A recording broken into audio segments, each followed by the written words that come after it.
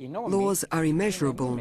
They have no material dimensions, but they are affirmed by their manifestations in the totality of this cosmic becoming. The manifestations of laws consist of numbers, equations, geometrical formulations, chemical formulas, and the derivatives of these formulas. No form of matter or energy in the universe can be manifested without law.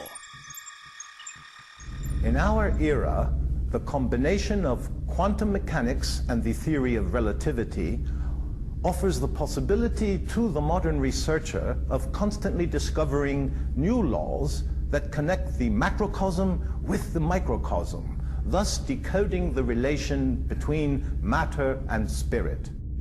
The laws that define the behavior of the material worlds give us the capability to comprehend the unity of man and the universe. Man may stand upright.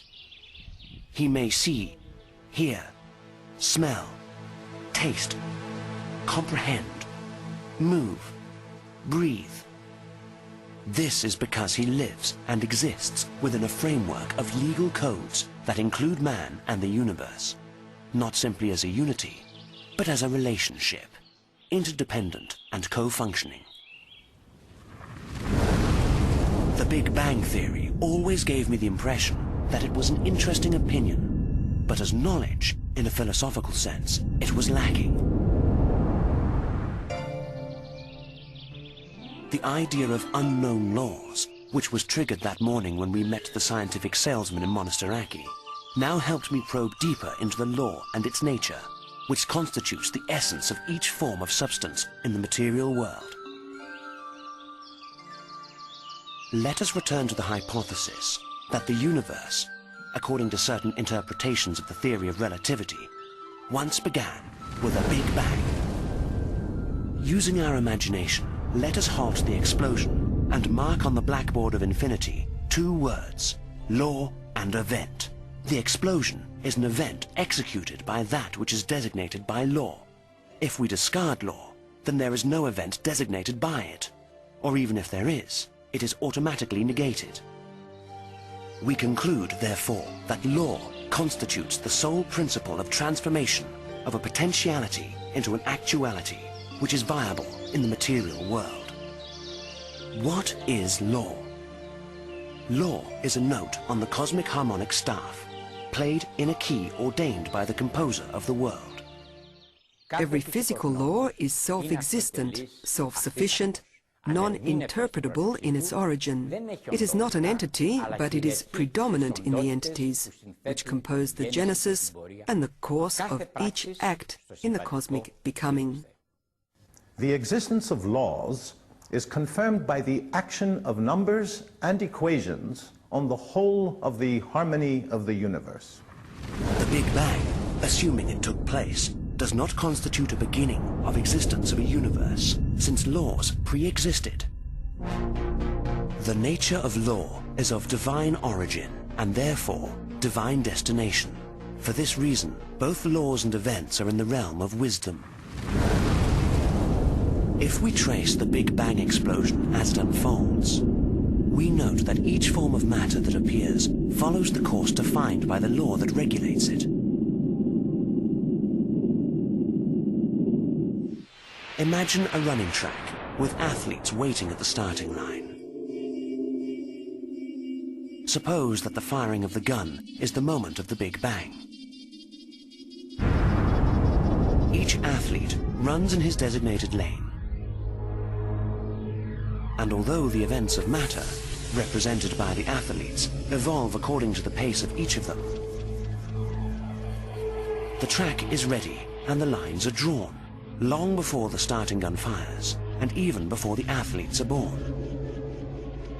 Those lanes are the laws. The difference from the racetrack is that while on the track, the athletes and the lanes are predetermined and measurable. The laws in the universe are infinite and immeasurable. Let us concern ourselves further with these lanes. On the track, we will observe that if the athletes, hypothetically, run an infinite distance, they will shortly return to the point of departure and continue their course. This must occur because every infinite journey of matter follows a curved orbit and never a straight line. Einstein supposed that gravity is a force that differs from the other forces of nature.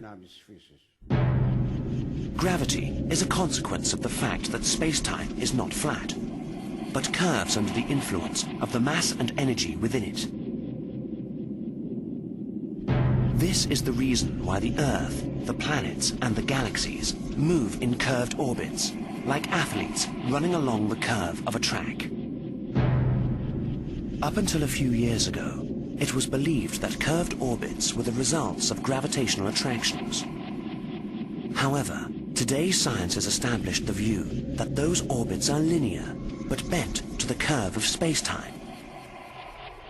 That is to say, while the athletes run on a track and must complete the turn to return to the point of departure, now the athletes run straight on a field that is already curved. This is called in astrophysics a geodesic arc, while in philosophy it constitutes one of the basic theories that govern the fixed nature of laws.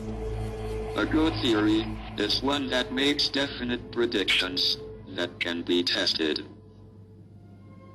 Our present theories could be proved wrong by observations, but I don't think that is very likely. Regarding the enigmatic nature of the lawful framework upon which the whole universe rests, regarding, that is, the idea and the content of law which governs everything, the only solution to the enigma remains submission of thought to the omniscience which steers the world order. The musical stuff upon which the notes of a melody are written, where every note represents a law or a cluster of laws, is a part of a masterpiece of music, which in its entirety refers to cosmic harmony. Professor Hawking says about music, I am very fond of music. Maybe you can see the batteries under my chair are called Mozart and Mahler. I also have batteries called Verdi and Brahms, but Bach is dead. However, I would not dream of analyzing music in mathematical terms. It appeals directly to the spirit. I wonder, does music address the spirit? Or perhaps it encompasses the spirit of the laws of mathematics, geometry, art, and science that demonstrate the cosmic harmony. I believe that Professor Hawking grasped what thousands of years ago was declared by Orpheus in his teaching on the function of cosmic harmony. I believe that contemporary science must give more attention to the nature and function of music. Perhaps music interprets not only the laws of cosmic harmony, but also the laws of the soul itself.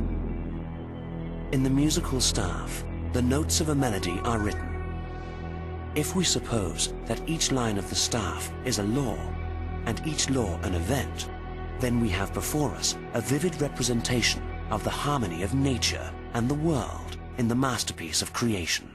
In a concert, or a choral, or a dance, we enjoy the harmonic result only when the dancers and the instruments faithfully follow the course of the unwritten music with the instruction of the baton of the orchestra conductor. In the opposite case, if even one of the dancers or the musicians of the orchestra makes a mistake, the harmony is destroyed. The same occurs with the harmony composed by the laws of the universe. When there is a point of deviation from that law, harmony is destroyed. We have, in other words, an undesirable event.